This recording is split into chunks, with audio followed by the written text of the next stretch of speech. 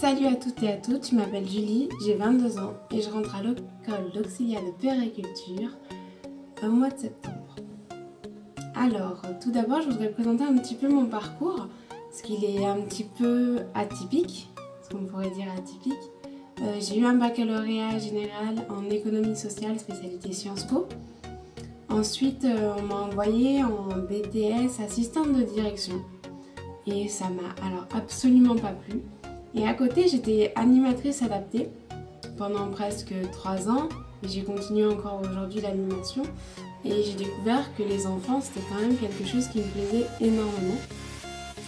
Et donc ça m'a orientée déjà vers ce métier, une première fois. Et puis l'échec au concours infirmier, j'ai essuyé plusieurs échecs au concours infirmier, a fait que voilà, j'ai décidé de m'orienter vers ce domaine.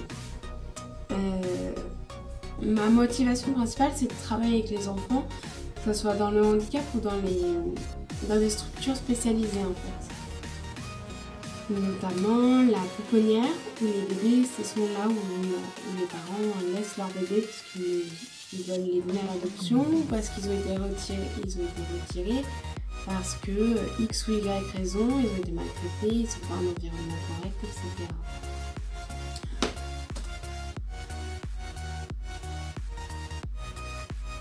Ensuite, je voudrais vous parler un petit peu du concours. Alors, c'est aussi principalement le sujet de la vidéo. Je vais vous présenter brièvement le concours. Après, l'important, c'est de vous faire une idée sur le concours en lui-même par vous-même. C'est-à-dire qu'il faut en faire. Et en plus d'en faire, il faut acheter des livres, etc. Mais je vais vous en parler après. Alors, le concours, il y a 2 parties au concours, l'admission et l'admissibilité. L'admission, c'est un peu tout ce qui est écrit, c'est tout ce qui est écrit. C'est-à-dire qu'il y a 2 parties dans cette admission, la culture générale et les tests d'aptitude. Alors, la culture générale, c'est un texte avec 10 questions, un texte de culture X ou Y générale. Ensuite, vous avez 10 questions un peu générales, dont 5 de biologie. Donc c'est des niveaux, on va dire, collège, début lycée. Donc c'est pas des questions non plus extrêmement poussées en biologie ou des questions extrêmement... voilà, on va pas chercher à savoir si vous connaissez Freud, etc. Ensuite, il y aura 4 opérations de base. Donc c'est-à-dire addition, multiplication, soustraction, division. Et des conversions aussi à faire. Donc c'est important d'être au clair là-dessus. Pour ça, je vous conseille de reprendre vos cours en fait concrètement de collège et de ne pas chercher trop midi à 14h là-dessus. Ensuite, il y a les tests d'aptitude. Là, il faut acheter des bouquins spécialisés. Parce que les tests d'aptitude, ça se prépare longtemps à l'avance. C'est un peu compliqué. Si on n'a pas les routines, c'est foutu. Alors, et moi, pour cette partie, j'avais acheté un livre. Ce livre-là, j'ai trouvé super. Donc, je vous mettrai les références dans les commentaires, etc. J'ai trouvé super parce que déjà pour la partie culture générale, on a plein de sujets, sujets préparés. Vous voyez que j'ai bien préparé mon concours. Ensuite, on a aussi des parties sur la biologie humaine. Voilà, moi je ne l'ai pas réalisé, je vous expliquerai après pourquoi. Et ensuite, il y a vraiment aussi les tests psychotechniques et en fait, il y a tout pour vous préparer au concours. Tout l'écrit est là-dedans. Et c'est vraiment super bien fait. Ensuite, les psychotechniques, ce qu'il faut savoir, c'est que si tu n'es pas préparé, il faut bien mesurer son temps. Moi, c'est ce qui m'avait porté un peu défaut sur d'autres concours, c'est le temps. Je vais passer trop de temps sur des exercices, mais quand on ne sait pas, il faut passer. Concrètement, les psychotechniques, c'est de la rapidité et si on n'est pas assez rapide, c'est foutu pour vous. Ensuite, il y a l'oral, l'admission. Alors, l'admission, c'est... vous êtes face à deux membres du jury. Et alors, il y a au moins un formateur et une personne extérieure à la formation. Alors, ça peut être une puéricultrice, une auxiliaire de puéricultrice en crèche, en hôpital, etc. Ça peut être n'importe quel jury, du moment qui fait partie de votre corps de métier, en fait, qui est lié à vous. Donc, il faut être vraiment au clair sur votre métier, notre futur métier, il faut être au clair pour pouvoir, en effet, pouvoir parler à l'oral, en fait, dire quelque chose à l'oral. Parce que si on se plante et que commence à parler un peu du métier pour essayer de nous rattraper, pour essayer d'avoir quelque chose, et qu'on voit que vous n'êtes pas prêt ni à l'oral, ni sur le métier, c'est foutu. C'est foutu parce qu'ils vont forcément vous parler du métier, et si vous ne connaissez pas un minimum le métier, vous allez être très mal vu. Alors, les dispenses de formation. Il y en a pour ceux qui ont des formations spécifiques, donc les étudiants infirmiers qui ne sont pas passés en deuxième année, les aides-soignantes et les sapates. Pour toute cette partie-là, moi je vais la laisser de côté parce que j'ai pas du tout de connaissances là-dedans et je voudrais éviter de vous dire des conneries, concrètement. Pour les dispenses de concours, moi j'ai fait partie de ceux-là, donc c'est pour ça que je ne vous ai pas trop parlé du test de culture générale parce que je n'ai pas fait. Parce que moi j'ai un diplôme, donc j'ai un BTS, donc il est supérieur au niveau 4. Et donc, j'ai disposé d'une dispense de concours.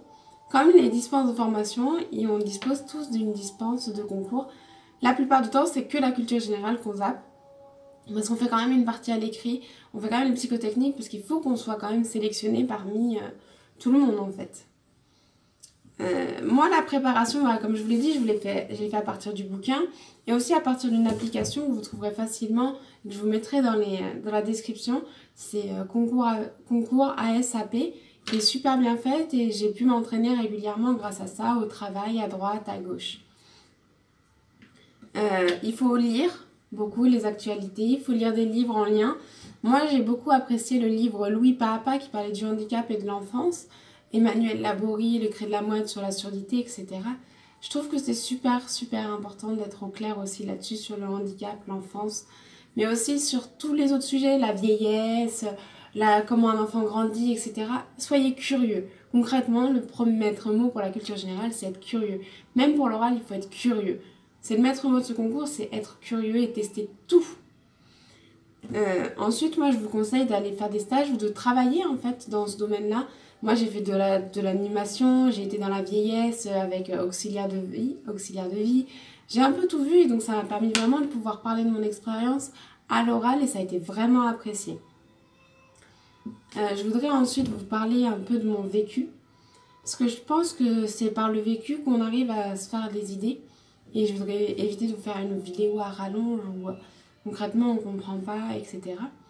Voilà.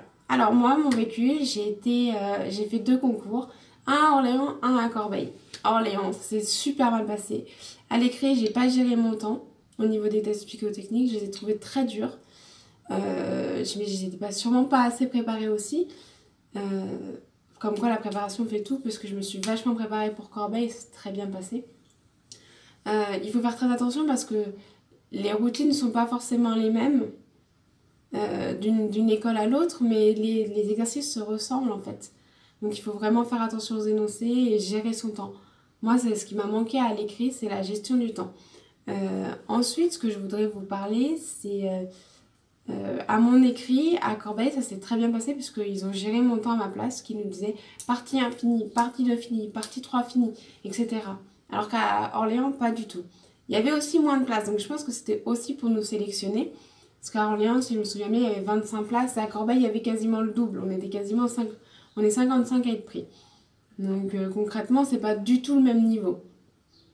À l'écrit, c'est quand même bien passé pour Corbeil. J'ai eu 12. C'est pas une super note, mais en tant que... Voilà, moi je suis dyslexique. La logique, c'est pas du tout mon truc. Je suis pas logique. Je préfère... je passe tout le temps par midi à 14h. Donc vraiment, je me suis préparée sur les logiques et mon objectif c'était d'atteindre le maximum au-dessus de 10 et après je visais pas très haut non plus, je visais pas 15-16 non plus. Pour l'oral, alors je pensais avoir totalement foiré et au contraire ça s'est super bien passé. J'ai eu une super surprise parce que j'ai eu un sujet un peu compliqué.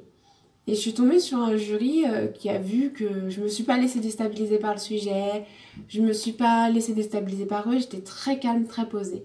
Et je pense que c'est ça qui a fait la différence, c'est que j'étais calme, posée, et que je parlais de mon sujet assez distinctement, et que j'ai parlé de mon projet, de ce que je savais sur la formation, de comment j'allais venir, comment j'allais faire, etc. Tout était très structuré, je pense que ça a été vraiment apprécié. Que vous dire de plus? Je ne sais pas trop, puisque voilà, c'est ma première vidéo, je suis un peu perdue au niveau... Voilà, quoi dire, quoi faire. N'hésitez pas à me poser des questions, j'y répondrai. Et puis, on se revoit un peu avant la rentrée pour vous montrer un peu ce que j'ai acheté, ce que j'ai pas acheté, ce que j'ai... Voilà. Et quand j'aurai fait aussi surtout ma pré-rentrée pour vous expliquer un petit peu plus ce qui va se passer, puisque pour l'instant, moi aussi je suis dans l'ignorance. Et bah à bientôt.